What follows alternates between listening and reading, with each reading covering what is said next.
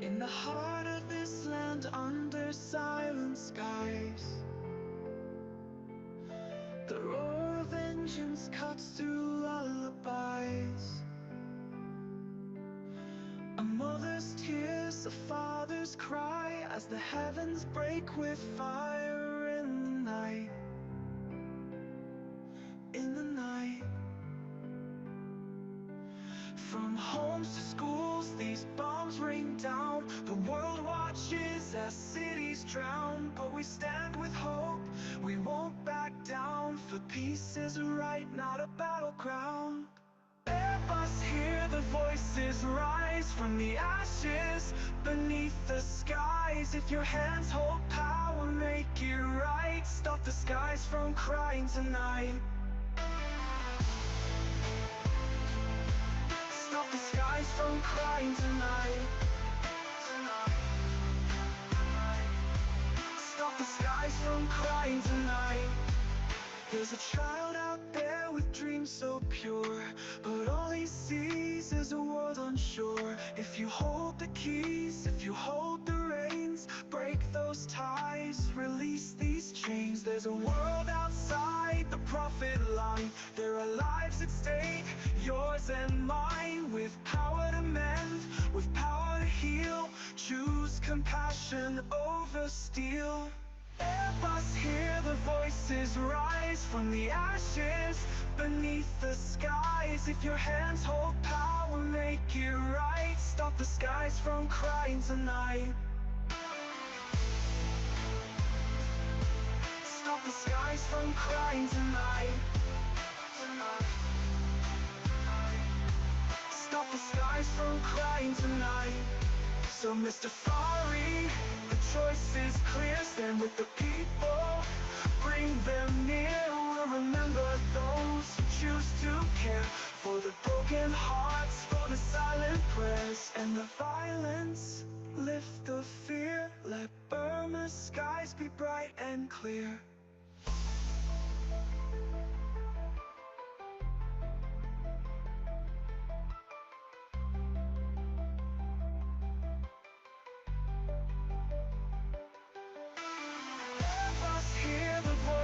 Rise from the ashes beneath the skies. If your hands hold power, make it right. Stop the skies from crying tonight. Stop the skies from crying tonight. Stop the skies from crying tonight. Airbus, hear the voices rise from the ashes beneath the skies. If your hands hold power, make it right. Stop the skies from crying tonight.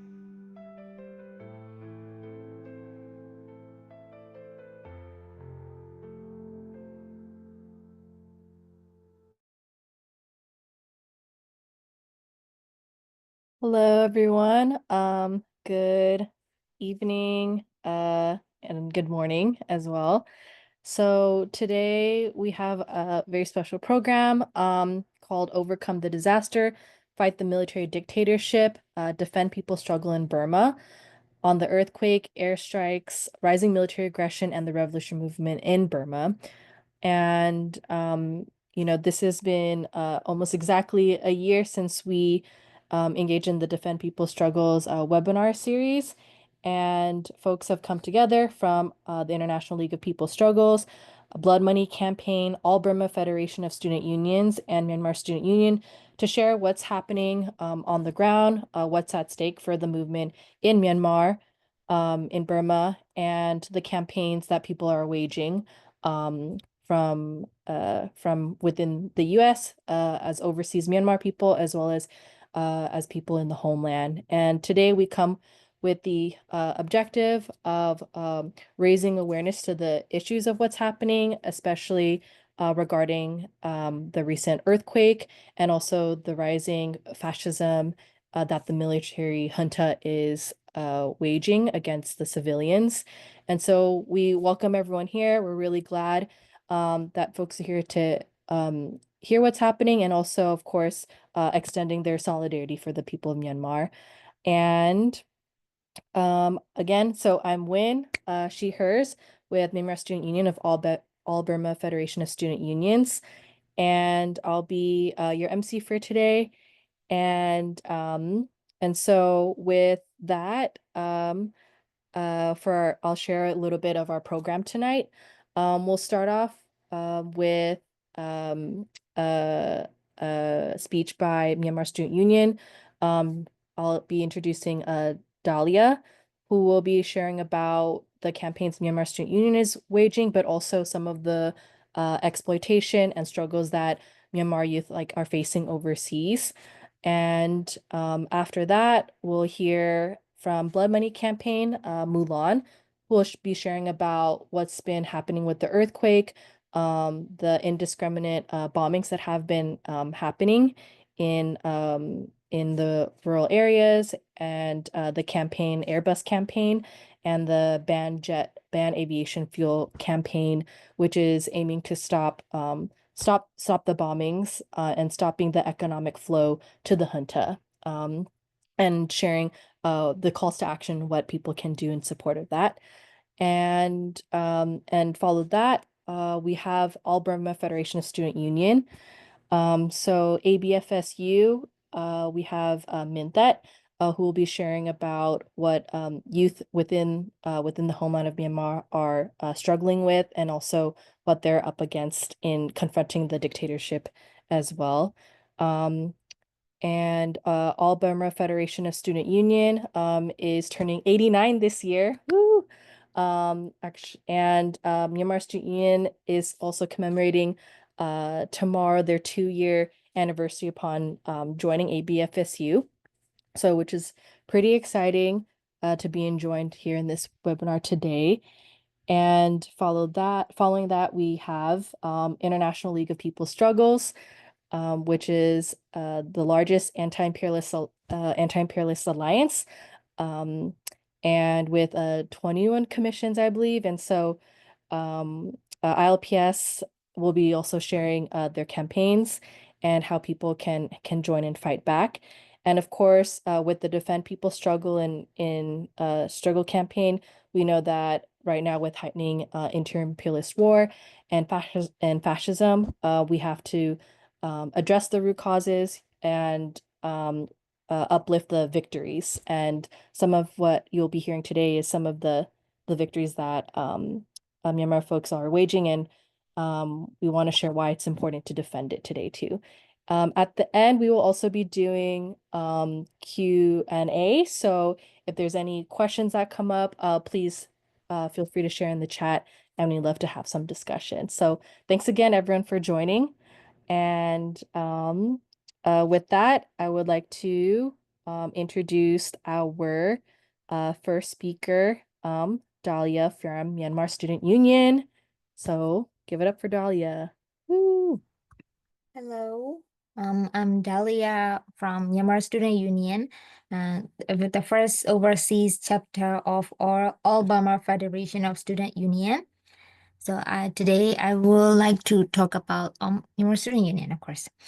So ever since the coup, which is 2021, many Myanmar youth had to disperse, including myself, and we came as Afghan students, which is the most easiest visa for youths, international student status. That's why most of our members, we are not citizens, as we just got here after 2021. So upon arrival, we had to face different hardships. So the first one will be the housing, because in my experience, we are bullied by the landlords who even surveil us. So they try to eavesdrop our phone calls to parents and try to control what we wear, who we meet, and who we associate with. So this is more like dictating what we do, and yes.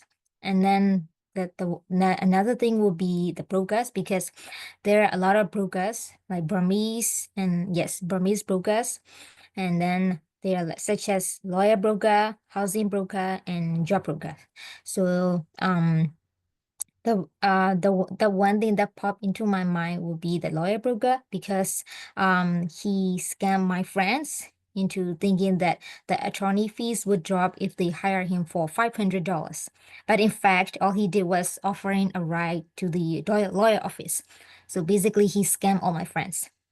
And then I think the worst thing would be the workplace problem, because our parents sent us here to the United States not because they can afford us, they can afford, but because they want us to escape from the military junta and the conscription law.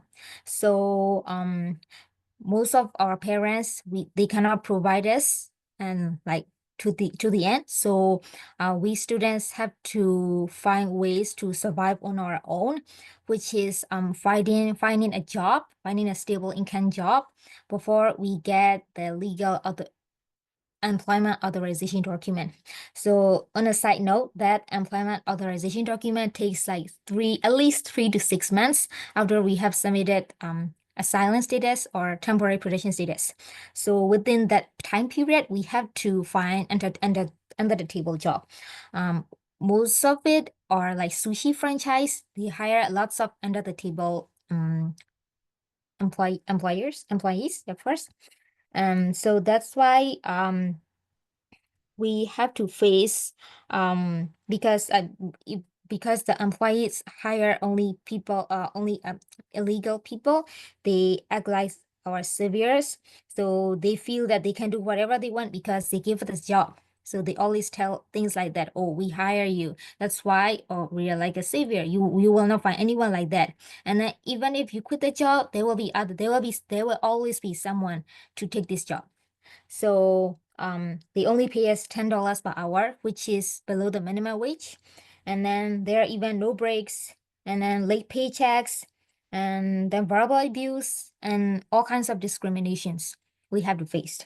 So the worst thing would be sexual harassment cases, because most of the girls, we dare not talk about it in the public because we are afraid that it might backfire us, because we were working illegally, we might lose the job. That's why we only dare to talk about it in the Facebook group anonymously.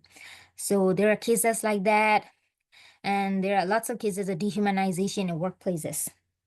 So to be honest, it has become a pattern among the predatory employees that they can hire young Burmese students who are fresh off the boat and that can exploit us as much as they want. And there are even some employees in like subway cases that they only hire Burmese students because they do not complain. However, they exploit it. Like Burmese students never complain. That's why.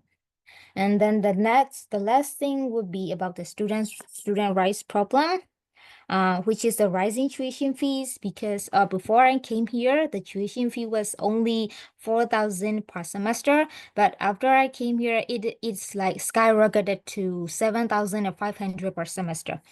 And then the worst thing is that the school is forcing students to pay school fees upfront, because before that we can pay bi-monthly, but right now they are forcing us to pay all of the school tuition fees.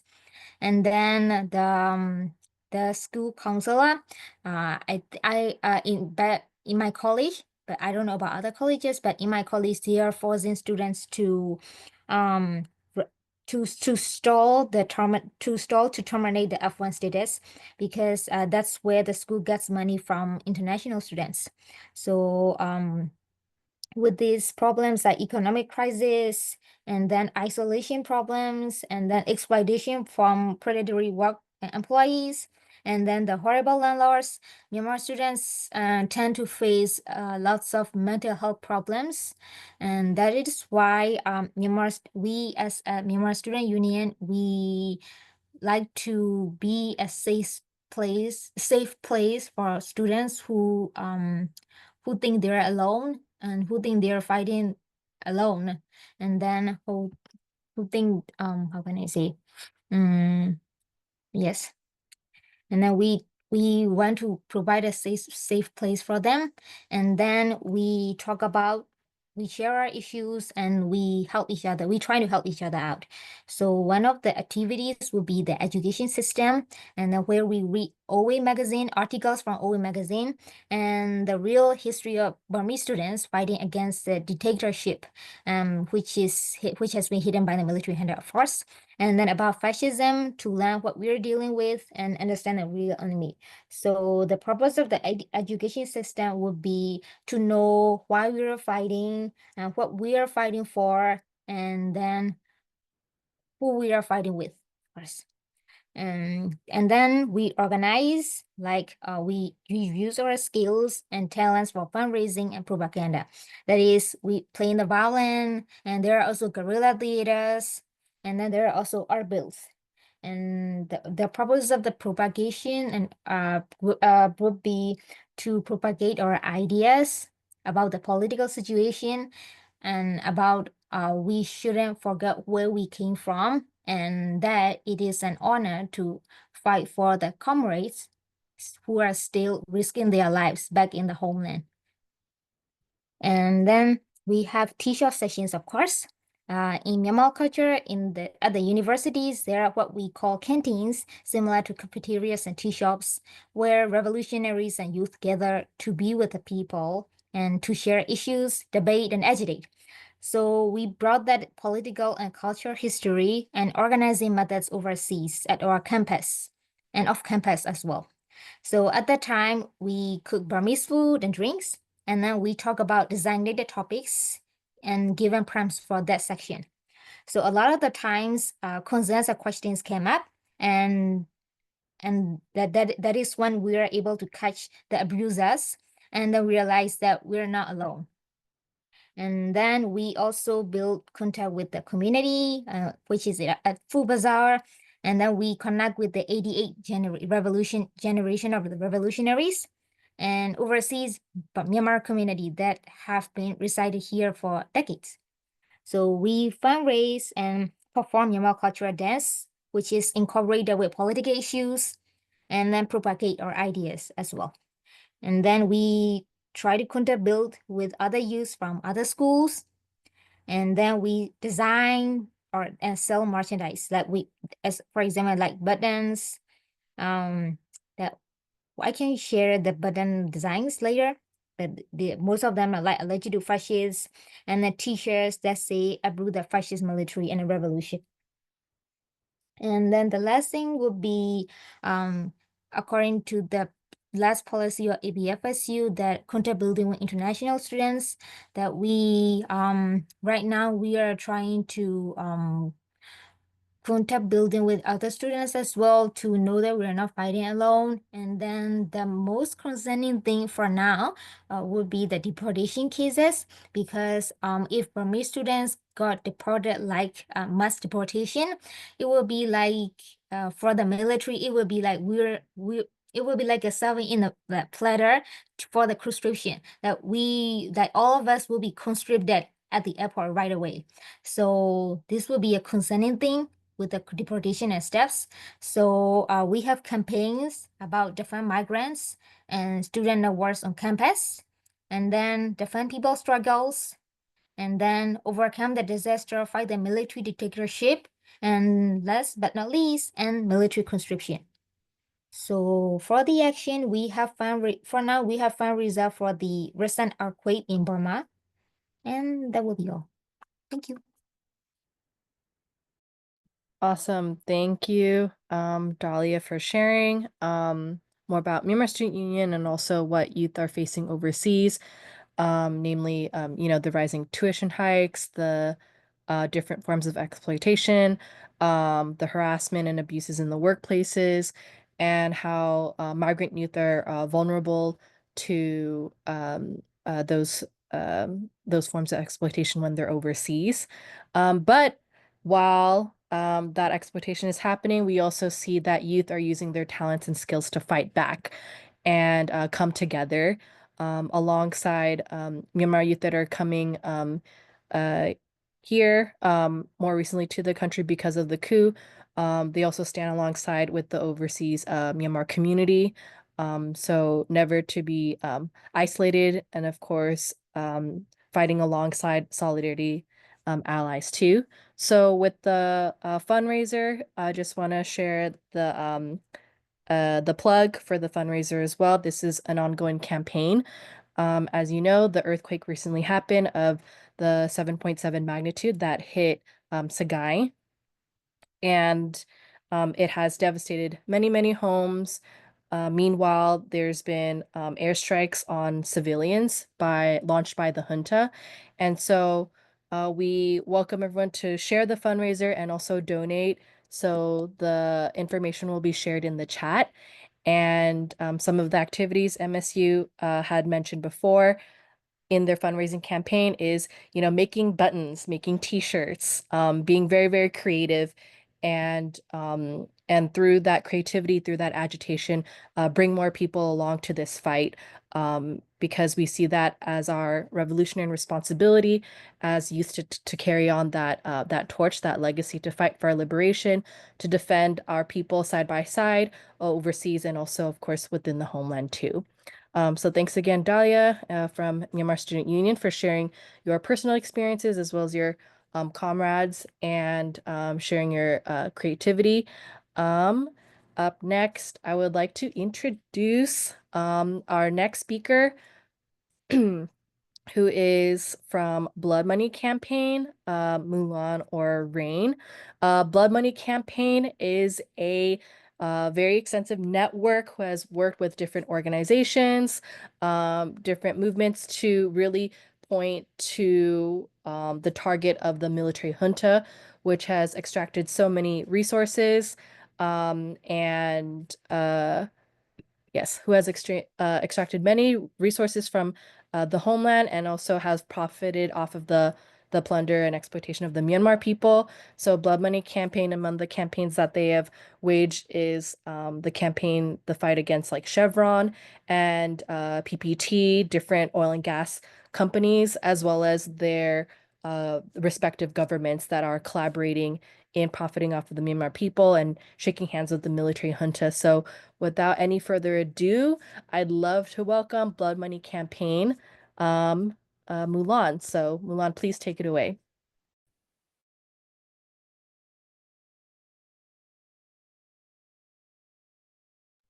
Hello. Hello, hi. Yes, I'm Lon. Also, I want to share my presentation. Yeah. Could you please turn on screen share, please?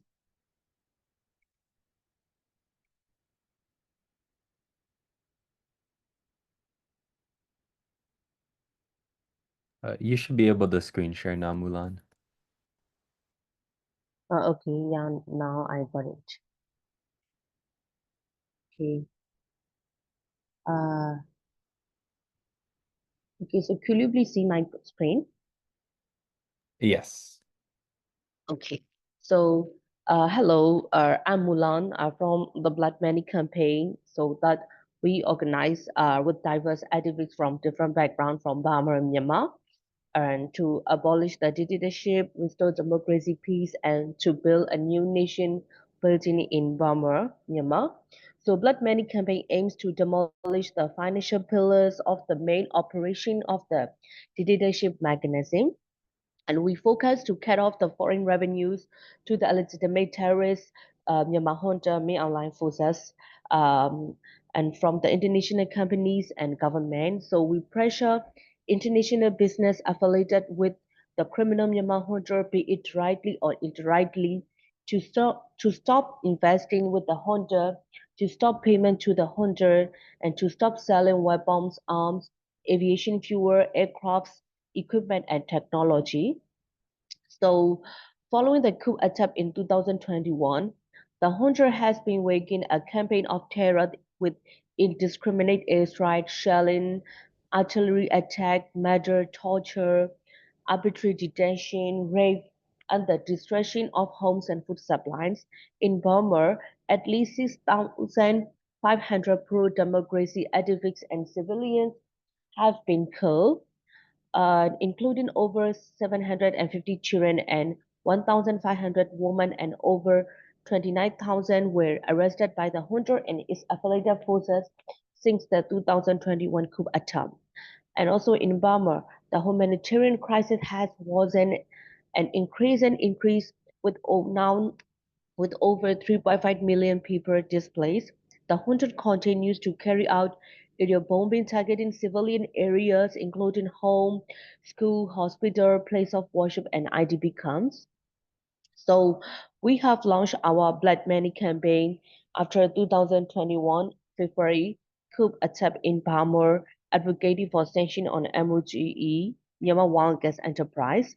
So because MOGE that generates at least 1.5 billion to 2.7 billion annually, and the junta purchases arms, weapons, aviation fuel, aircraft equipment, and technology with these gas payments. So from February 2021 to April 10, 2025, they have more than 4,800 airstrikes conducted by the military junta across the Myanmar and resulted in over 2,600 civilian fatalities, including children and women. The junta uses MOGE revenue to fund its campaign of terror and operations. Those foreign revenues are directed toward military expenditure, military budget, including the purchase of equipment and supplies, and also their military operation across the Myanmar. So we urge international governments, especially the US and EU, to impose fully sanction on MOGE. However, the US has only prohibited dollar transaction with MOGE and has not taken complete action to fully sanction it. So PTTEP is a Thai government-owned company in ASEAN. They evade US sanctions by converting dollars to baht, continue to bankroll gas payment to the junta. This enables daily war crimes, strikes, and bombing in Myanmar. So now I want to show a video what from the airstrike survivor. So, sorry, I will share again with the audio.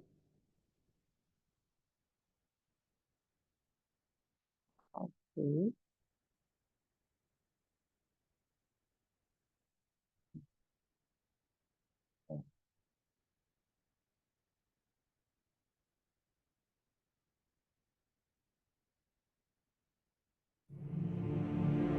Okay, so do you see my screen, YouTube screen, and hear the sound? Do you hear the sound? Oh no. But not the video. Oh, okay, wait. So I will share again. Okay.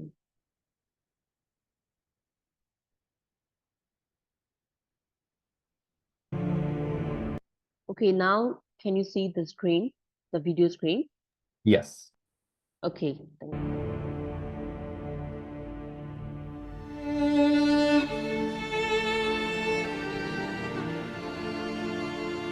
မြန်မာတနိုင်ငံလုံးမှာဘယ်နေရာဖြစ်ဖြစ်ကျမတို့ကမလုံခြုံမှုဆိုတဲ့စိတ်ကအမြဲတမ်းခံစားရတာပါအဲ့တော့နေ့တိုင်းငါတို့နေချောင်းတိုက်ခတ်မှုဒီနေ့တော့လွတ်သွားပြီရဲ့ဆိုနောက်ရက်ကျရင်အဲ့ဆိုရင်စိတ်နဲ့နေရတယ်ဆိုတော့ကျမသိရင်လာတယ်ကျမအခုဆိုရင်ကျမစိတ်တရားနေတယ်ဘာရှိလို့ကျမသွားလေးရအောင်ကျမသားလေးကိုခေါ်သွားခြင်းတယ်ဘာလို့လဲဆိုကျမသွားနေတော့များကျမရှိနေတဲ့နေရာမှာလေးရောင်းကျဲလိုက်လို့ကျမတည်သွားပြီဆိုလဲကျမသားလေးကမျက်နှာငယ်ငယ်နဲ့လူလောကရဲ့ကြံခဲ့မှာကျမသွားနေတော့ကျမသားလေးရှိတဲ့နေရာမှာခွာရလွဲပါစေဘုံကျက်ခံရတယ်လေကျမတစ်သက်လုံးယူကျုံးများစိတ်တရားရည်နဲ့ကြံခဲ့မှာအဲ့တော့ကျမအခု psych ကိုဖြစ်နေတယ်ကျမသွားလျာကိုကျမသားလေးခေါ်သွားမှတင်ရင်လည်းကားမင်းညာအတူတူပဲအဲ့လိုမျိုးစိတ်တရားတွေကနေပြည်သူပြည်သားတွေလွတ်မြောက်ဖို့အတွက်ဆိုရင်အခုလိုဝိုင်းကူညီမဲ့နိုင်ငံတကာအဖွဲ့အစည်းတွေရှိရင်လေကျမကဒီလေရင်တွေလူတွေကိုတတ်နေတဲ့ခုပြည်သူပြည်သားပေါ်ပြန်တတ်နေတဲ့စစ်အစိုးရရဲ့လူရဲ့တားဆီးဖို့အတွက်လေရင်စီဖြတ်တောက်နိုင်မှုရေးကိုနိုင်ငံတကာလေးနဲ့ဝိုင်းဝန်းကူညီပေးကြပါလို့ကျမအဲ့လိုတောင်းဆိုချင်ပါတယ်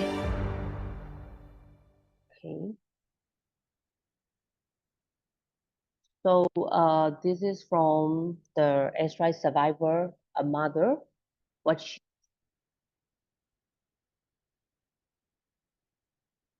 Yes, perdón.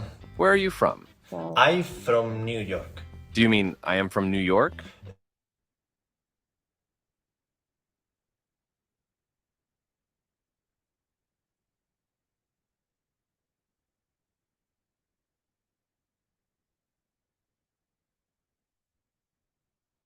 Okay, so now this videos is from the airstrike survivor, a mother.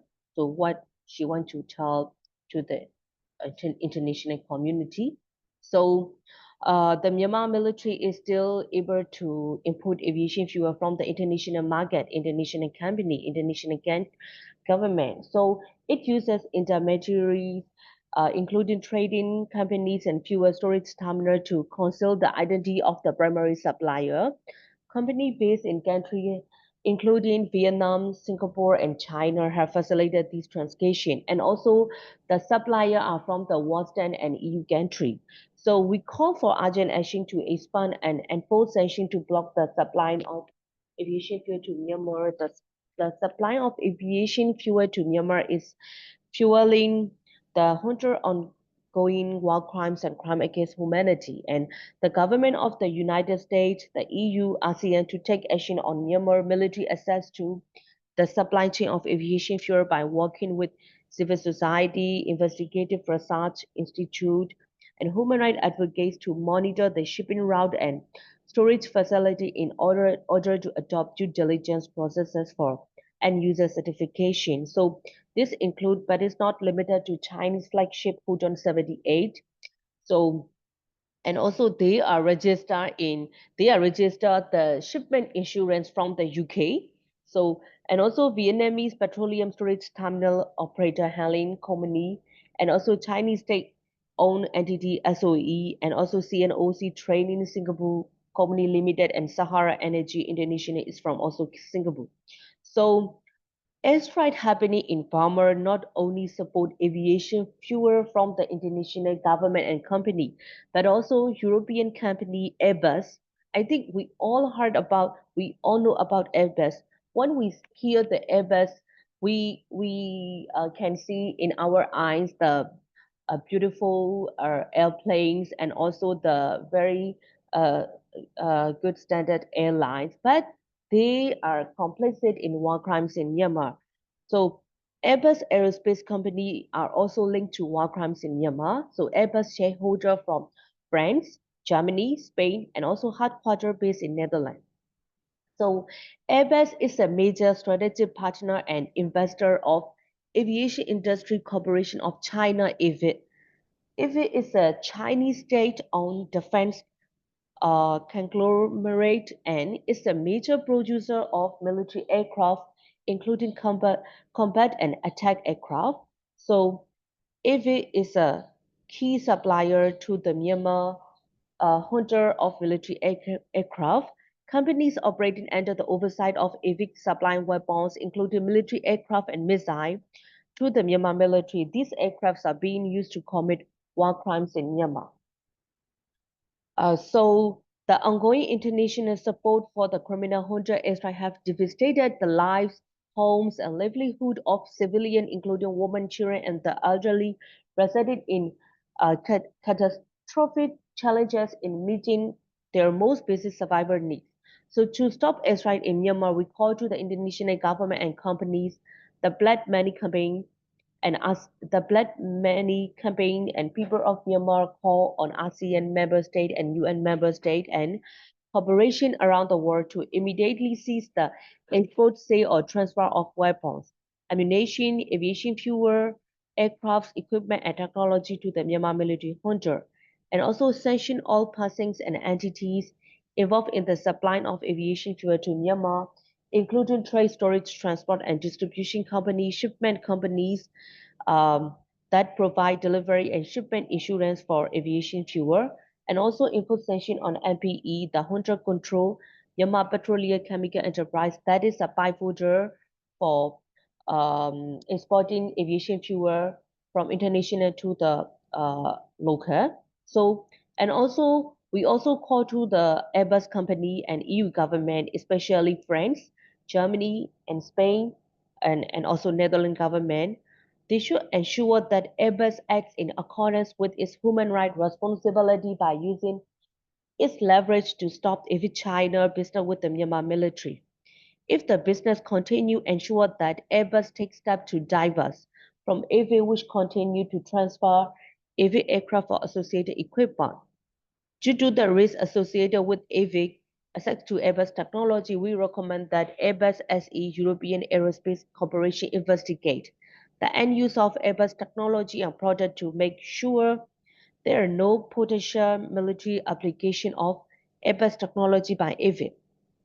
And also, another one is use Airbus leverage over AVIC in its subsidiaries so that they halt all ongoing and planned transfer of military aircraft, war arms, and associated equipment to the Myanmar military and seeks any ongoing or committed maintenance, repair, and overhaul on supply aircrafts. So last 22 days ago, we are already aware that on 28 March 25, there was a 7.7 magnitude devastation earthquake in Myanmar, in Sagaing, Mandalay, Naypyidaw, Bago, Tangpu, Meithila, and other cities where massive destructive and loss of life, and now over 4,300 dead, over 6,500 people injured, and over 120 people lost in the earthquake. Following the earthquake on March 28 in Myanmar, the junta failed to deploy emergency mechanism, machinery, and tools to rescue people trapped under collapsed buildings. In addition, they neglected to implement urgent measures to assist affected areas. In Sagaing, the junta forces only allowed local and international emergency relief and assistance to assess the earthquake-affected area starting from the fourth day, which excavated the death toll from the disaster. So, following the devastating earthquake from March 28 to April 10, the junta carried out area bombing over 80 incidents. Almost 100 civilians were killed, including children and women, and over 75 people were injured. So, airstrike can do without aviation fuel. For aviation fuel purchased from the international market and companies, it needs foreign currency. So international governments and companies support not only aviation fuel, but also support the weaponization of aid to the junta that currently we face in Burma. Now for the emergency aid for the earthquake, the junta received $136.88 million from the Indonesian government, and that is very dangerous, and it's become a weaponization of aid. And now the junta continues area bombing of earthquake area across the country daily and target villages, religious buildings, clinic, and hospital. Now Myanmar has endured both war and earthquake devastation. And also in our history, the junta has a history of weaponization of aid and humanitarian assistance, funneling it toward areas that are under its control and restricted it in areas that are not. Um, and also in Nugget 2008, when they receive like that kind of emergency aid from the Indonesian government, and when they receive millions of dollars and they buy fighter jet from Russia, we have also that kind of example. And so now is the history repeat again. So that's why the international community must ensure the emergency aid and relief are not weaponized as a tool of operation or source of blood money. Indonesian government must stop enable the junta to continue killing innocent people in Myanmar. So we call to international governments and humanitarian aid organizations do not provide emergency aid through the terrorist junta, and must prevent a repeat of incidents like the 2008 cyclone Nuggets, and also ensure direct emergency relief and support for earthquake affected people by facilitating cross-border aid and assistance through the NUGERO, civil society organization, and community-based group. And international government must exert effective pressure and take action against the terrorist Myanmar junta, which continue to carry out airstrikes even during natural disaster crisis.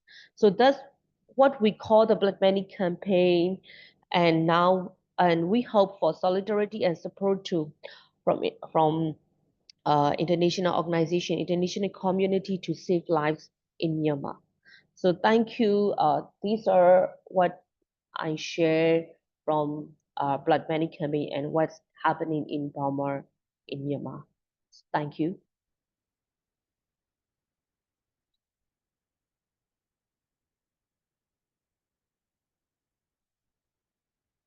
Awesome. Thank you, Mulan from Blood Money Campaign. As what Mulan had shared, while there's been the devastation of the earthquake, the military shows no mercy.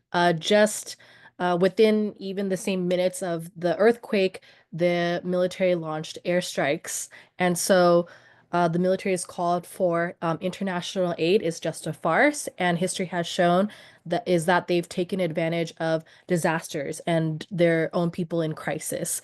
And so while the military and fascist junta are finding ways to profit and make more money off of the people suffering, we know that we have a duty to expose that, and the people know to actually direct the international community to actually point to the people's struggles and the people's and organizations such as Blood Money Campaign, MSU, ABFSU that are helping with true relief efforts. And so maybe many of you have seen the devastation through online, through media, you know, the bombings, the airstrikes, and the buildings that have been collapsing. But what many folks may not see is the resistance and the victories and how people are helping the people of Burma are helping one another. And so some of the victories that also Blood Money Campaign has helped waging, and to show that people's struggles in the call for divestment, in the call for not aiding the junta in their and their you know, respective governments that they're collaborating with, they you know, in to not help their efforts in the any part of the whatchamacallit, the exportation, exporting of the aviation fuel, any part of that. So what Blood Money Campaign calls is to ban any process that relates to that leads to the airstrikes upon our own people. So with that, yeah, Blood Money Campaign, they've also helped led alongside other many organizations in the pulling out of Chevron, as well as Total in France. But as you know, France and the countries that were mentioned before, from Germany, also like Netherlands, they they also benefit from the suffering of the Myanmar people. So we want to show that while there have been some victories, that there's still more to push and more to demand for and more to wage. And so thanks again, Mulan from Blood Money Campaign. From there, I would like to pivot to Minthat from All Burma Federation of Student Union. And so again, ABFSU is turning 89 years old this year and has been um, the organization that has existed since under British colonialism, then Japanese occupation, and then British colonialism again, and then the subsequent military regimes, and it's still fighting to today. And so it has that history with students at the forefront alongside the general masses, ever since even the fight coming out of the oil worker strikes against Burma Oil Company. And today, ABFSU is waging different campaigns, from ending the general, calling to end the general economic crisis, and also sharing the call to overcome the disaster, to the fighting the military dictatorship, which is our ongoing task. And so here I would like to bring up Mintha, who will share what is happening on the ground, what are some of the conditions, what are the youth facing, and how people can support. So take it away, Mintha. Mintha. Yeah. Hello, everyone. It's a pleasure to be here with you all. As Ms. Wimmerji has introduced me earlier, my name is Comrade Mintet, and I'm part of the Central Organizing Committee of All Burma Federation of Student Union, also known as ABFSU. So basically, ABFSU is a political student organization that represents the whole student body from all across Burma. So from the very beginning, our organization has stood steadily with the oppressed people of Burma. We have played an active and committed role throughout the country's political journey. And I think it is fair to say that ABFSU has been at the forefront of many key struggles throughout our nation's history.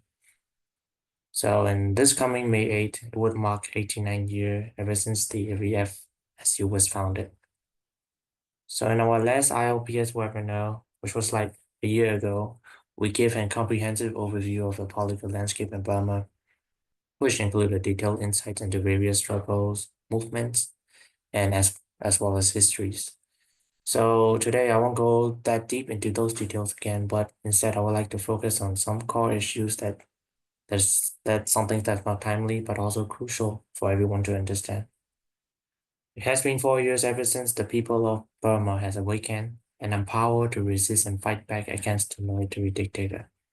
Over these 4 years, changes within the revolutions have nothing sort of extraordinary. And our resistance forces have gained high ground. We have expanded military strength and achieved numerous victories unlike we have anything seen in a 17-year history of our Burmese revolutionary warfare. And at the same time, the military's defeat have also become increasing and severe, visible, and much rapid. Leading these revolutions are mostly young people and students like us who rose from the early days of the peaceful protest against the coup. And many of them have lost their futures, their loved one, and everything they once dreamed about. With this pain, they've come to recognize that the military regime is the root cause of Myanmar's decade-long suffering, the poverty, the underdevelopment, instability, and repression. With that realization, these generations have made a historical decision to bring an end to military rule once and for all. So there could be like the numerous ways in this revolution where youths and students take part, but the main focus would be the armed struggle. The majority of younger youths and students took part in civil disobedience movement, while others want to join a revolution in upper region of Burma or some in EAO region, armed revolution. And some were arrested, some were killed, but many of them were sacrificed their life throughout the revolution. And as well, we students from ABFSU were also included in these, who continue to take part through various forms of resistance till now. And these include urban ground strikes, flash mobs, that ABFSU has been playing a tactic role ever since the coup. So over these 4 years, people have endured hardships that are unbearable, and the country is facing a deepening general crisis in every direction, with poverty at record levels, inflation with no signs of recovery. The economy has collapsed.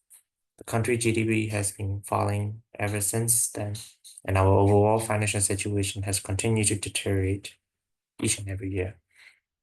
Despite the devastation, as we all know about that, the military regime commits war crimes on a daily basis, burning homes, aerial bombing in civilian areas, massacre, destroying public places like schools, hospitals, and many more. Since the coup began, we have noticed that over 6,000 innocent civilians have been killed. We assume that the military they have committed the worst inhumane war crime in their histories as well. While continuing these atrocities, the military is also suffering a massive loss. In these 4 years, they have lost control of 2 major regional military headquarters, which are located in northern Shan State and in Rakhine State. And along with those hundreds of battalions and bases they have lost, and these are under control of EAO, Ethnic Armed Organization, and as well as People Defense Force PDF. And in some area too, they can no longer maintain their authority. So rather than reclaiming those lost territories, the military is now desperately trying to avoid further losses in the future. And the more is lost, the brutal and aggressive it becomes. And we still believe that however the military become weakened or not, the critical point of their absolute collapse is still in a far zone, but reachable. As they have been facing numerous losses, numerous forces have become weakened in the military. The hunted troops join civilian participation. They either surrender or some even die in the war. And these rates are rising into thousands. In an attempt to make up for these losses, they enforce a military conscription law. Like, I guess it's been about more than a year. They force civilians into joining an army, like regardless of their age or gender. Like This law was passed without the public consent or any form of justice. And each term of conscription, they said that around 5,000 people are being forcibly recruited. And some of them were either kidnapped, traded for money, or either recruited as hard labor platoon. Like this law give no guarantees of life and safety for people in Burma in our daily life basis. So today, over 50,000 people have already been forcibly conscripted. But however, the military knows that this conscription law isn't a sustainable solution for them. This only give a temporary breeding pot for their military purpose. And internationally, it is increasingly isolated for the military, and only few countries maintain their relations with them.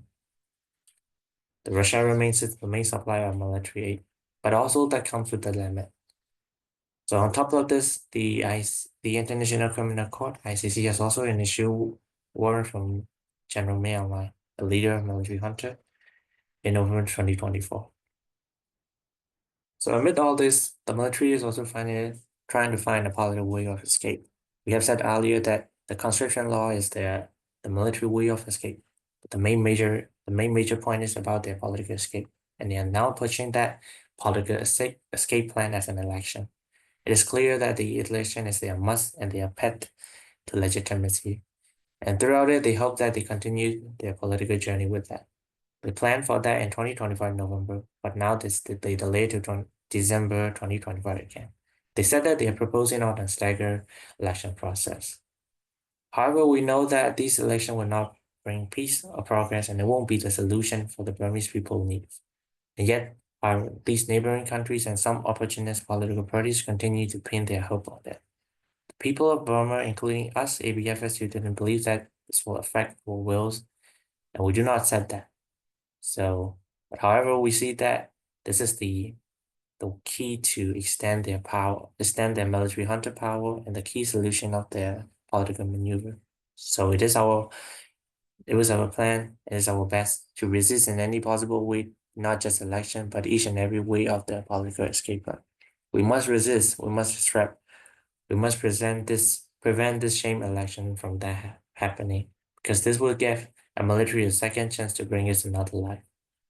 So we also urge international communities and organizations to let the world know why this election would not be a solution for Burma. As that, we're moving on to the current situation about the earthquake that have struck the central Myanmar with the epicenter around Sagaing. So we'll not go details on what and how many people are affected or died, since these data are numerous and can be seen in most of the websites. This earthquake affects most of the several regions in Burma, but the worst hit areas was Sagaing and Mandalay. So while people were dealing with the disaster and loss, the military didn't stop the attack. The areas that declared as earthquake emergency zones were born right after the quake. I guess like just between 2 to 3 hours after the earthquake happened. So on the third day after the earthquake, the NUG announced a 2-week ceasefire on that. As well, other resistant groups such as Three Brotherhood Alliance, who fought the greatest military operation in Burma 1027, and as well as KIA, Kachin Independence Army, also declared temporary ceasefire. So you see that these resistant forces and another has ceasefire for the lives of people in Burma during this earthquake. And also the military also announced their ceasefire from April 1 for 2 weeks till April 20, but they broke it within 24 hours by launching airstrikes and ground attacks in Kachin state. So basically this means that their ceasefire was a fake, and they're not going to ceasefire or stop the atrocity to people no matter if disaster or happen or not. And it's very clear about that. Since the earthquake, we haven't seen any rescue or relief efforts from the military, but instead they are blocking AIDS group, arresting young volunteers who are helping people and blocking those who try to donate. They even shot at the Chinese rescue vehicle near Wantain, where the rescue team entered from the border area of Muse, like a border between China and Myanmar.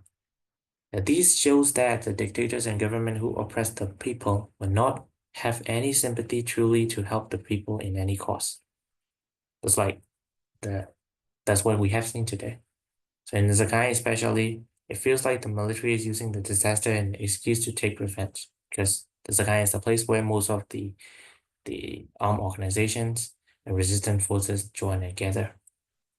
And right after the earthquake, the military declared a state of emergency in the state and asked for international help as soon as possible. In that, they received more than $130 million from 23 different international governments and organizations. But we're sure that that money isn't going to people, but it's going to their war funds. And we have also seen this as in before in Cyclone Nagis, which killed over 130,000 people. And yeah, still these international aids arrive, but they don't reach to the people. And the same thing is happening again. The military is using this disaster to build their international ties again. And because of that earthquake, the military has found a way to gain international attention and slowly re-enter the global stage. They're using the disaster as an opportunity to push their own political agenda. And they have attended events like BIMSTEC recently. Like yesterday, the junta leaders visited Bangkok to meet ASEAN leaders. Just no longer about the Quad, but it's turning into their political maneuver they're planning about. ASEAN leaders and neighboring countries' leaders are also supporting this race. And this is about election and peace talk. Just like a moment or a minute ago, I have also seen like the news from the nation that the Myanmar military has also pledged for the democratic transitions and multi-party democracy with the ASEAN neighboring leaders. Our revolution has gone through many twists and turns, and both the military and political turns. And such as 1027 operation is like an example of that, which is like a turning point for our revolution to the next phase. Because you get these turns again, we are also taking this opportunity as firmly as we could. To handle this opportunity and make most of this moment, we're in the process of building a strong united front. We're also expanding our alliance and build a solid and collective policy between them. The real solution is very clear. We must fully end the military dictator, and that's what people believe, and that's what all Burma Federation of Students Unions believe too. Peace talk, elections, and other circumstances that will make the military junta live longer than what we expected is not a way and solution for our country. The root of this military dictator, which are three militaries, military government, the junta, and their bureaucratic system, need to be completely dismantled from this Myanmar in order for the issues to be solved. We are also eager to learn from revolutions all around the world, and we need solidarity and support from those who have fought a similar battle. The revolution in Burma is part of the wide global fight against these oppression. Same for the imperialism in part of the world. And we ABFSU always welcome support from that global community of international oppressed class. Yes, there are lots of challenges we have been facing, but not just in Burma, but all across the world. But also, we can also see some big opportunities, and these opportunities are still waiting for us. And we could firmly take these and plan our best. Thank you so much for that. Thank you very much, Mintet of All Burma Federation of Student Unions. As Mintet had said, no to sham elections, no false ceasefire, uproot the three militarisms, overcome the disaster, and fight the military dictatorship. And thanks again, Mintet, for exposing the what the military has been doing, and also exposing the atrocities that they've committed, and that the fight must continue, and that we do look to international revolutions and movements across the world to fight together against fascism and imperialism. So with that, I would like to introduce our next speaker, Nusha of the International League of People's Struggles. Nusha is part of the steering committee of the International League of People's Struggles, a U.S. chapter, and based in Southern California. He'll be sharing about the campaigns ILPS is waging. And then following Nusha will also be having Rhonda Romero, chairperson of ILPS US Chapter 2, moderate. And so for folks that have any like questions in mind, feel free to put them in the chat and we'll get with the discussion. So please take it away, Nusha. Thank you so much, Win, and thank you to all the wonderful speakers before me tonight. Yeah, just to kind of hop in here and continue the discussion, right? The speakers before me did a great job of highlighting the current conditions in Myanmar as well as the current state of the people's struggle, right? And so as Mintet was highlighting, a big part of that is also in linking up with other people's movements and struggles internationally. And so to add to the discussion, right, I want to raise the question, right? As the people of Myanmar are continuing to decisively advance their struggle against the illegitimate military junta and fight for genuine freedom, what exactly is the role of those of us abroad and internationally, and how does that look? We can go to the next slide real quick. Yeah, there we go. So, to build on the discussion, right, we know that imperialists and their fascist cohorts across the world have launched a number of indiscriminate aerial bombings, attacking communities, hospitals, schools, churches, and other types of civilian infrastructure, like the case that we see in Myanmar. And despite this act being a war crime, which targets mostly civilians, these types of aerial bombings, shellings, and strafings are being used more and more as one of the key instruments of state terror by murderous regimes, such as the Zionist regime, the Modi government in Israel, the Marcos regime in the Philippines, and of course the military junta in Myanmar. And folks mentioned this earlier, but since the 2021 coup, really the junta has increased and further unleashed numerous airstrikes and drone strikes alongside hundreds of shellings, and this has led to thousands, if not more, of non-combatant deaths. And these are especially impacting farmers, indigenous people, rural food producers, and other exploited and working people. And so we know that the situation in Myanmar is just one such example of both these types of state attacks against the people, but also a key example of active people struggles against such militarization. And unfortunately, as we know, this is not a situation that is solely unique to Myanmar. And so at the global level, in the face of such militarization, such airstrikes and attacks, ILPS has taken up really a decisive campaign against war and militarism, calling to end militarization and fight for just peace, right? And we know that just peace is primarily achieved through the people liberating themselves, right? And so really this campaign seeks to coordinate and to bring together various actions against military aggression, against bases, against weapons development, and militarization, and concentrate these into coordinated countrywide or even international struggles against the continued fueling of these types of wars and acts of aggression, and to oppose the buildup of war around the world.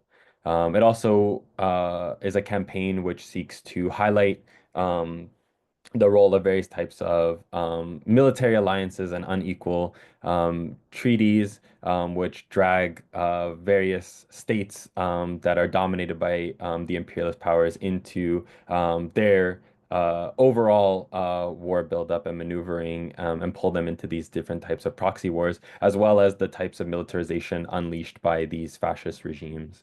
And of course, it seeks to expose and oppose the continued enhancing, augmentation, and buildup of these forms of militarization, and link it to the fights against plunder and exploitation. And so one such example of this campaign are the types of fights being led by the people of Myanmar, both in their homeland and internationally, of course. And one key expression that I want to highlight is the call to stop the bombings. This is one expression of this overall campaign against war and militarism, and it was initiated last year. And really represents the unity of organizations in several countries fighting these types of aerial bombing campaigns and opposing continued escalation of fascist war and militarization against the people. And so I want to invite all of you here to really heed the call that Mintet was sharing of linking up our various struggles against militarization together and to build solidarity and support as we are fighting against the different manifestations of imperialist war against the people.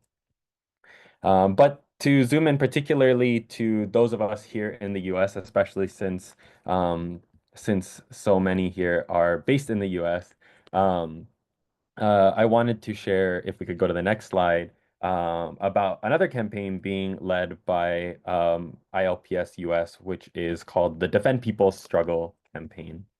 So the Defend People's Struggle campaign is one which we took up as ILPS in light of the increasing and directed attacks against our communities and against organizations fighting for the interests of the people. It aimed to give a venue for coordinating various struggles, directly fighting against fascist militarization and war buildup, both here in the US and abroad through the various regimes which the US state and US corporations back politically and economically. It's principally directed at combating the various forms of repression, of attacks, and counterinsurgency, which are unleashed on the masses here in the US, as well as targeting the ways that the US exports these measures abroad through coordination with numerous fascist regimes and puppet governments, which the US backs. And a key component of this campaign is exposing and opposing the various efforts of the US and these fascist regimes, like the military junta in Myanmar, but importantly, also promoting and advancing the self-organized struggle of the people to change their circumstances. And key among these struggles are the movements of workers and exploited people, as well as the national liberation movements, which are at the forefront of the fights to end imperialist war, fascism, and militarization. Just to give a little bit of context for the history and the development of this campaign and how it connects to the discussion tonight. ILPS members began waging the DPS campaign in full force as we closed out the year-long campaign in 2023 against the Asia Pacific Economic Cooperation Forum, which was hosted in San Francisco.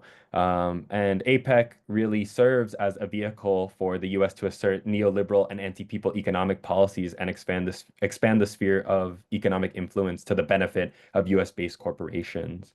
And I'm sure folks can share some more articles in the chat, but these are the very same neoliberal policies that the military junta works to implement and expand while the people are suffering. And as we sort of concluded this campaign, DPS became an increasingly relevant campaign, especially with the understanding that alongside these efforts to exert economic power and domination, we know that it's the state and the military which are unleashed to back these efforts in the interests of the ruling class. But since then, over the past year and a half, our members have really been waging the Defend People's Struggle campaign in a number of ways.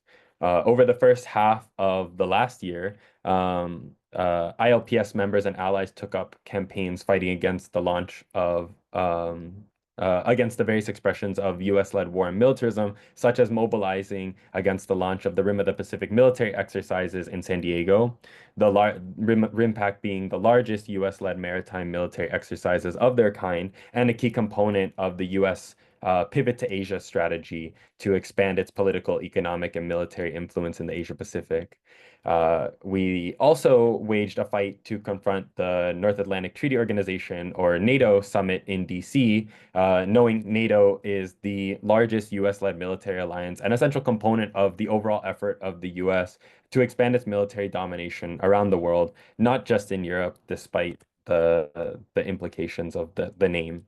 And then in light of the 2024 US elections, ILPS also waged fights to assert the genuine issues of the people and expose both of the ruling class parties here in the US for their active anti-people maneuvers, which only further worsened the imperialist cause crisis and further increased attacks on the people in preservation of their own power. Since the Trump regime took power, though, ILPS has been waging the Defend People Struggle campaign in these new political circumstances and in greater heights to directly confront the fascist imperialist state and working to oppose the numerous forms of attacks against the people, against our communities, as well as opposing the means by which the state implements these attacks. And so this has included our members organizing against the militarized state machinery, including ICE, FBI, DHS, the continually expansive police force, which is used to target migrants, working people, and people's organizations fighting for the interests of the people. Our members have also been actively working to fight the continually growing and expanding U.S. military operations and networks, which are used to stave off the decline of the U.S. and continue to assert its political and economic interests and repress those fighting for national liberation. And so to link it to the context of the discussion today, as the speakers before me shared very well, it is the continued dominance of the military junta and the conditions in their homeland, which are the root cause of the issues plaguing the people of Myanmar, including those overseas here in the US. In terms of the environmental crisis, like the impacts of the earthquake, these are not, in fact, simply quote unquote natural disasters as they're often described. Environmental disasters such as this have become increasingly destructive due to imperialist corporations' active drive to continue plundering the land and the resources. Furthermore, an adequate response to the needs of the people during such crisis is, in fact, entirely possible. But under the current fascist regime in Myanmar, instead, the people are not only neglected, but they're actively attacked as resources and other forms of aid are instead directed and funneled towards bolstering the military regime. And then, as folks noted earlier in the discussion tonight, many of the Burmese people living in the US are forced abroad due to the military regime in Myanmar. And then in the US, they face conditions of attacks on migrants and intensified exploitation due to the lack of access to stable and reliable jobs, and due to predatory employers who maximize the precarious situation of Burmese migrants forced abroad from their homeland. They also face other forms of isolation and family separation, as many migrants in this country also face. And then youth and students are prevented from proper access to education as a result of high student fees and lack of access to resources.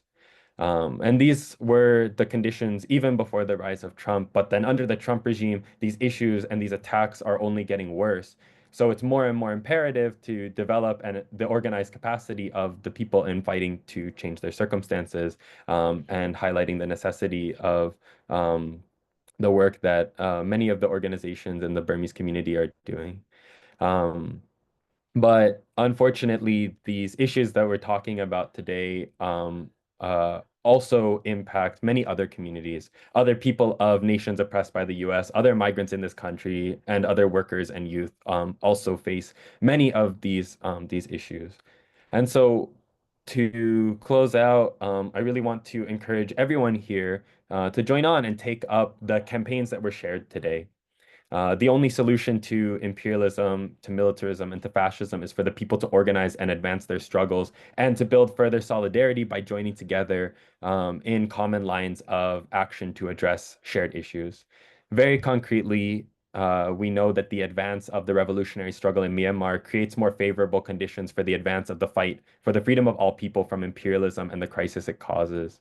And so while it will really be the people of Myanmar who will principally advance their struggle for liberation from militarization, imperialist domination, and imperialist cause crisis, those of us in the US play a key role in the fight against the world's #1 and most aggressive imperialist power. And we all have the task of drawing in more people together, building up our organized strength, advancing our respective movements, and building more solidarity to advance our common interests as we progress the overall international struggle against imperialism. And so joint political struggles and taking up joint campaigns together around these shared issues are one such expression of that unity. I share with you all the Defend People Struggle campaign as one component and one vehicle by which we can build solidarity through joint struggle and bringing our movements together in our common fight against fascism, war, and militarization, wherever they express themselves. So that concludes kind of the discussion about these campaigns, the role of us here in the US and internationally, and how we can link up with the fight in Myanmar. And I just wanted to share from the organizations here today one immediate call to action for all of you. As folks know, we are approaching May Day, also known as International Workers' Day, on May 1st. And International Workers' Day has really been significant both historically and in the present as an expression of the working class struggle and the struggle against capitalism and imperialism. And as I hope was clear today, right, it's really the workers who are facing the brunt of many of the issues described today. It's really the workers who are therefore at the forefront of the fight against fascism and imperialism. And as I mentioned, we really need to look for every opportunity to bring together our campaigns, our struggles, and our fights and show the unified character of the international struggle against imperialism. And so May Day is one such opportunity to do so. And so I wanted to also invite everyone here to join us and join the organizations that spoke today in really continuing to uphold the legacy of International Workers' Day as a fighting holiday, as a day of international solidarity and a day of struggle against the current system and the fight for a better future and a brighter future, where working people are really at the helm of society. So thank you all. That concludes my part of the discussion today. And I will pass it to either Win or Rhonda.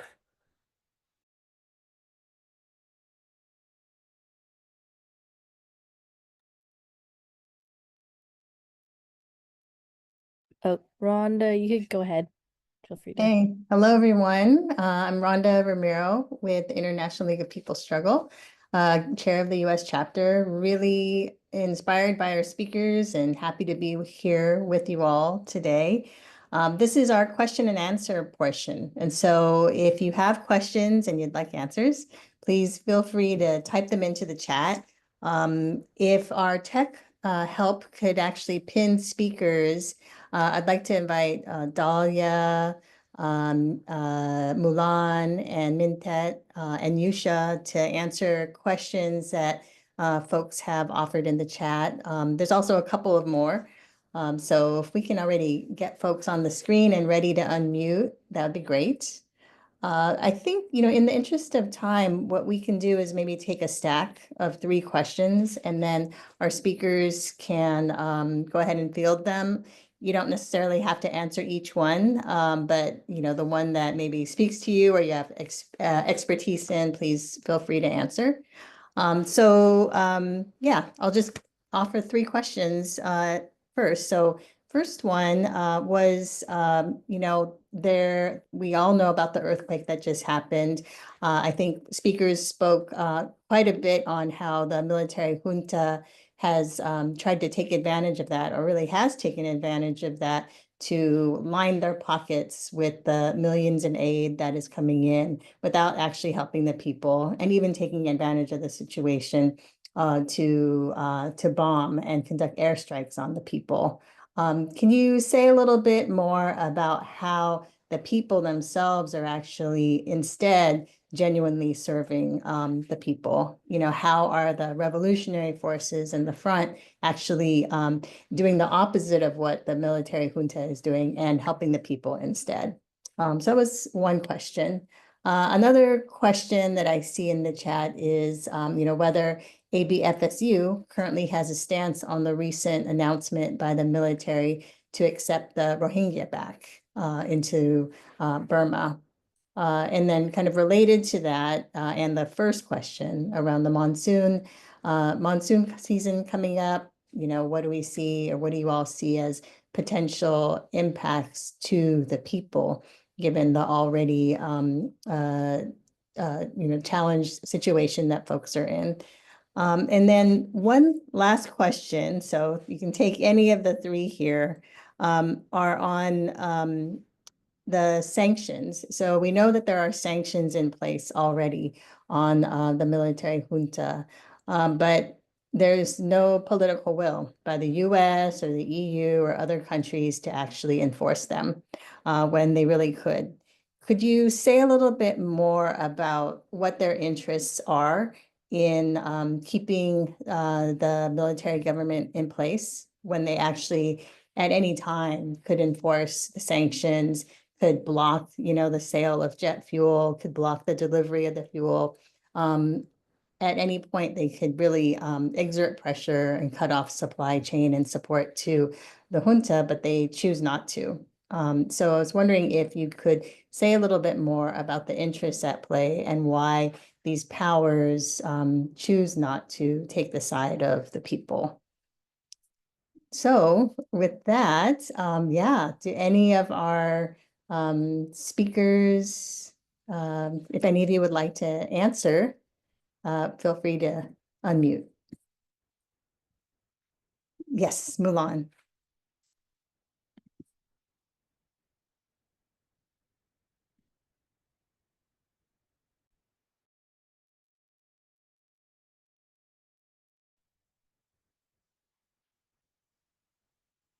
Let's see, Mulan, if you're speaking, we can't hear you. You may need to unmute.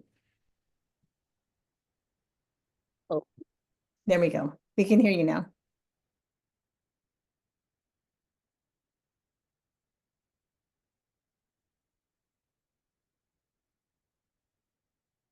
I think we lost you again. I think my hello. There you are. Hello. My voice now? Yeah, we can hear you. Okay. Sorry. I think it's a audio error.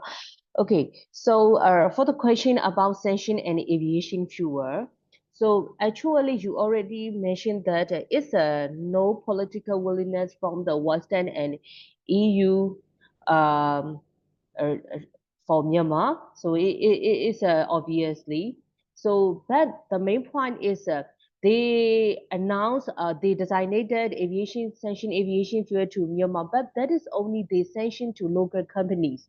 So local companies are operated by the military and the crony, they related. So it's a no effect. It's a no effect because the primary suppliers are from the Europe, from the Western, from the ASEAN, from the international, but they only take action to the local companies. That is nonsense. That's a one point.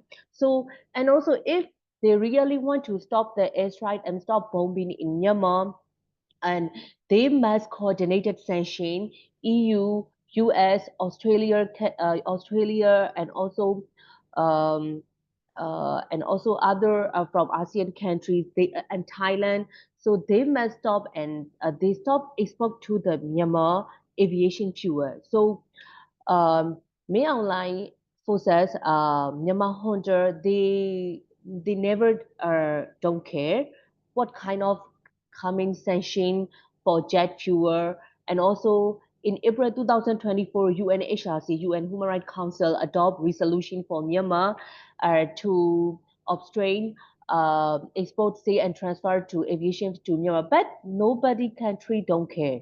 They continue sending aviation to fuel to Myanmar, and the military holder continue area bombings in Delhi, in Myanmar, and people and children are dying in Delhi. So that is what happening in Myanmar. So, and also another one is from the UK government. So in the war, UK is they do mainly business about shipment insurance all over the world, because 70 to 80% shipment insurance are from the UK. So, and also now coming aviation fuel from the international companies still and export to Myanmar, but that needs shipment insurance. So these are from UK. So UK government has also a responsibility and accountability to take action to stop sanction shipment, to stop to block aviation fuel sent to Myanmar about stop shipment insurance. So that's what we need. So yeah, that we are facing now.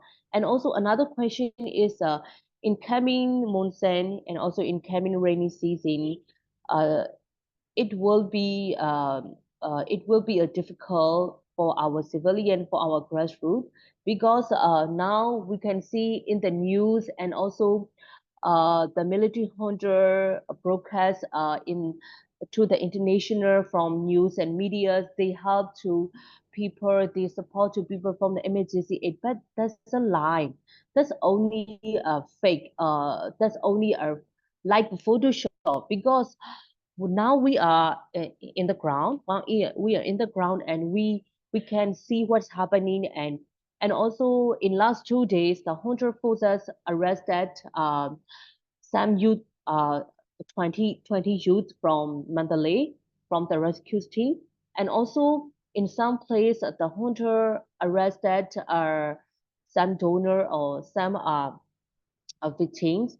So that's also really happening. And also in coming months, and we need more shelters for the victims. We need more some emergency aid and relief. But when the international community give to the hunter for the emergency aid and relief, they keep it and they don't share to other. They show only share in the news and like a fake.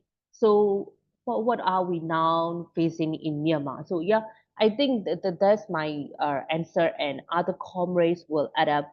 Yeah, thank you. Thank you so much. Yeah, we know that that's often the case with these fascist regimes in power, taking advantage of emergency situations and aid that comes pouring in, and instead of giving it to the people, they use it for their own enrichment.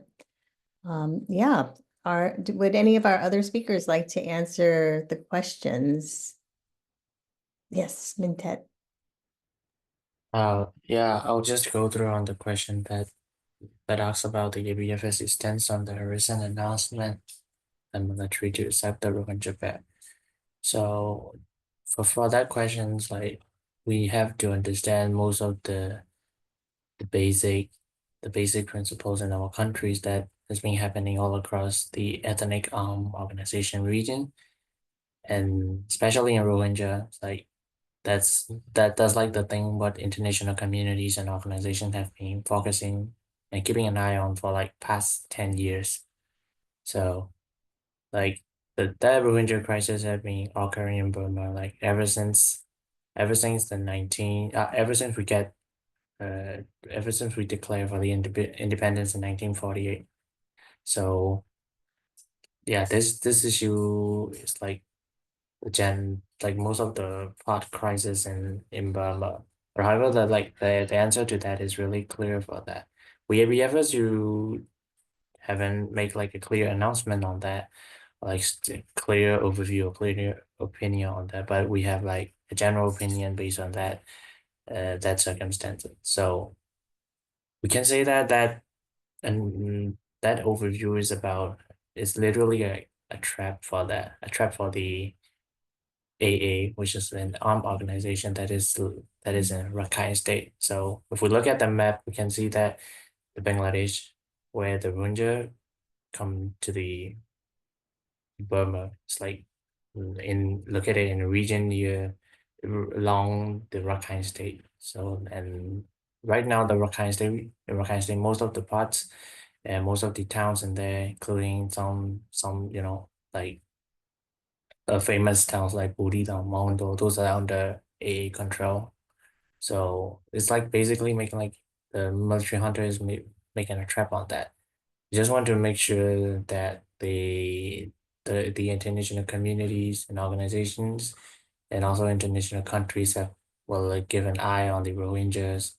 So like yeah, just basically a trap, and we don't really have a deep concern or deep acknowledgement on that because it's not that necessary, but because the answer is very clear. We cannot do that in the hands of military junta. The Rohingya crisis can only be solved after we have dismantled the military junta. So yeah, just that. Thank you. Thank you. Yeah, you can't really solve that without solving the underlying reasons for the problem to begin with. So thank you for that. Would any of our other speakers like to respond to the questions that have been asked so far? We do have another couple of questions that have come in, but if you'd like to respond to any of the three earlier ones, feel free to unmute.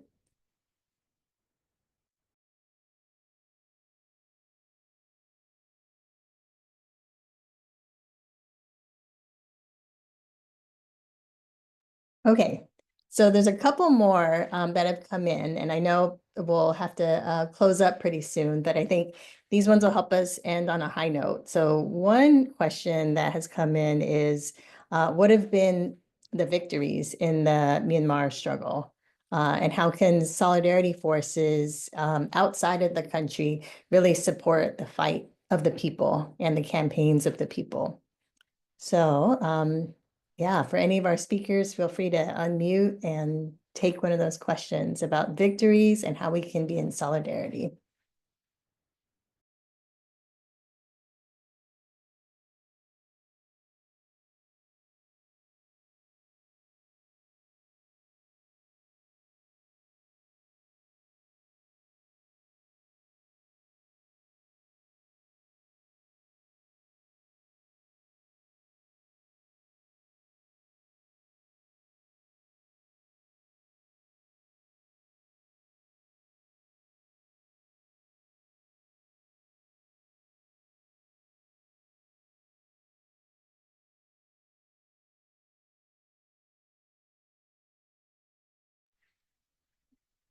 Or even if any of our MCs or Win Mon would like to take that one, please feel free to field those last couple of questions before we close out.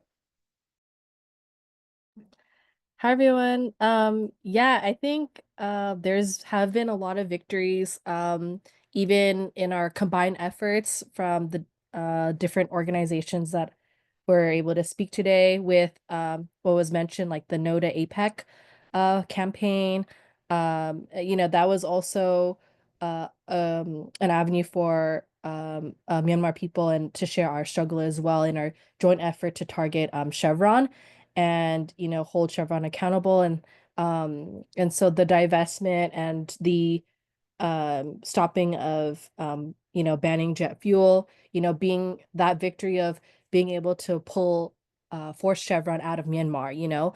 Chevron, which has a multinational corporation, a huge beast that has extended its tentacles like all across the world, for Myanmar for that fight to have expelled Chevron and to really say that no more to plunder.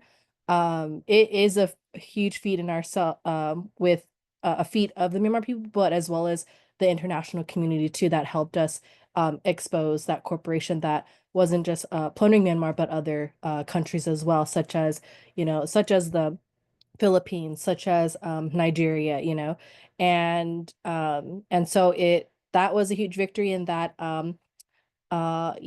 it wasn't just even though we are like 4 years into the 2021 coup, that corporation has been in the country for decades, many years, and had different iterations. Before Chevron, it was also like Burma Oil Company, and also the expelling Total of France, um and being with Blood Money campaign, being able to help mobilize and people in that cut of diaspora and like overseas Myanmar people and the Solidarity Allies in France to call out Macron, as well as the fascist government there, as well as point to Total's complicity in aiding the junta.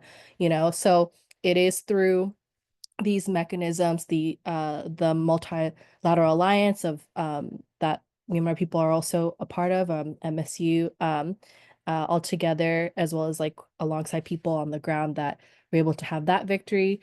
But also there are victories being waged every day, such as what Mintet had shared earlier. It's because there have been gains that the military is forced to coerce the people further, which is why the military conscription law, as brutal as it is a means to recruit people when the people all of Burma have decided to overthrow the dictatorship and say no more to the junta, no more to the three militarisms, no more to fascism. And to fight for our sovereignty, which means no no to China, no to Russia, India, any entity that is complicit in the killings of the Myanmar people. So in our victory, we can say that the Myanmar people have not been defeated by the junta, and that the junta right now is finding different ways, means, methods, policies to further coerce our own people, into either killing each other, through the conscription law or through other means too. So I think the victory is also being waged by the toiling masses of the Myanmar people on the ground, the workers, the peasants, the indigenous people, and that's where the fight is at, because at the root, the Myanmar people are fighting for a better society, one that where the Myanmar people can live a dignified life without exploitation, without their lands being taken away, and also with the youth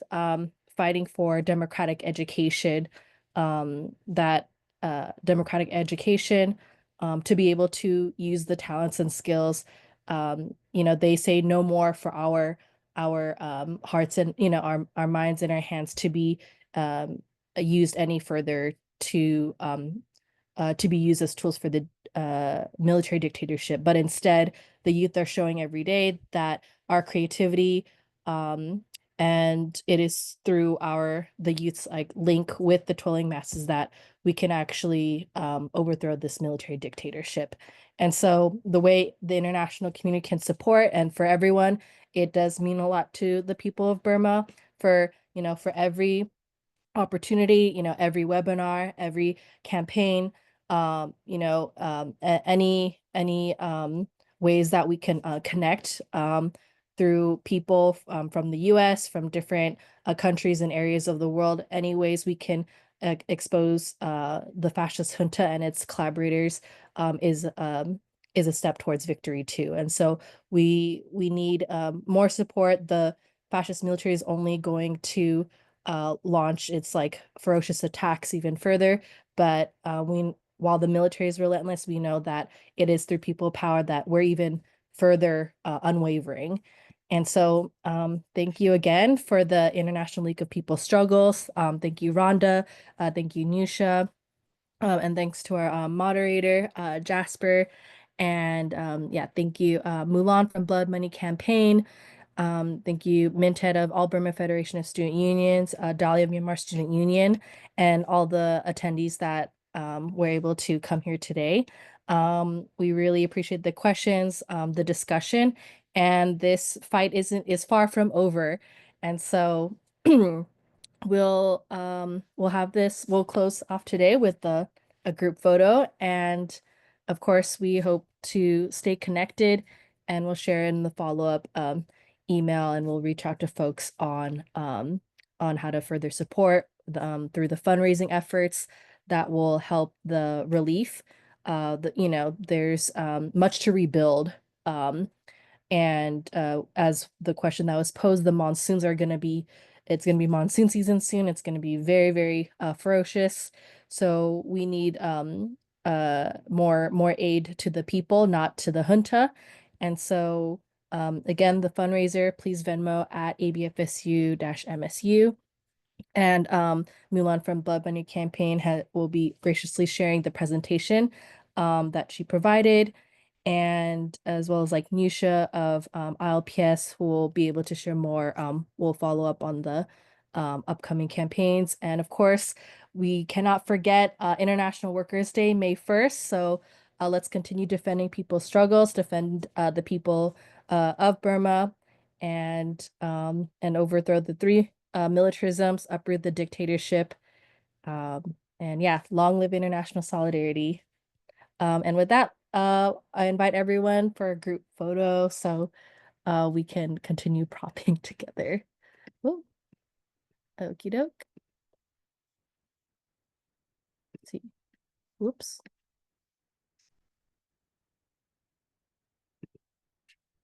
Ooh. Group photo.